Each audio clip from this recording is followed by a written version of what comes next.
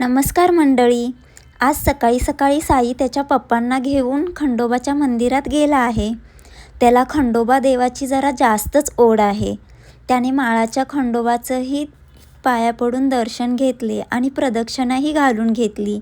तसेच गावच्या खंडोबाचेही त्याने दर्शन घेतले. इथे मायक्का देवी मंदिराचा दरवाजा बंद होता. अहो, त्याला बोलत होते, साई राहू दे, तू बाहेरूनच पाया पडून घे. तर नाही, त्याला आतमध्ये जाऊनच दर्शन घ्यायचे होते. आहोंनी साईला आमचं शेतही दाखवण्यासाठी घेऊन गेलेले. आज दुपारी चुलीवरच्या चिकनचा बेत होता.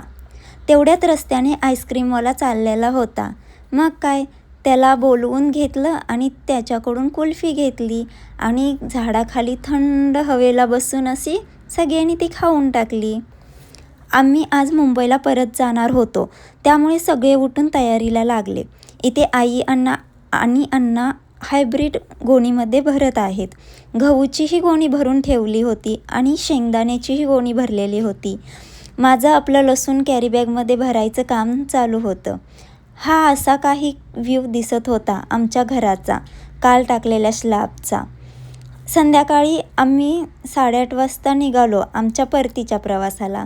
सकाळी 5:30 वाजता कळंबोली सर्कलला उतरलो आणि साई झोपेतच होता. नंतर ऑटो करून गेलो रूमवरती. भेटू नेक्स्ट व्लॉगमध्ये. तोपर्यंत बाय बाय.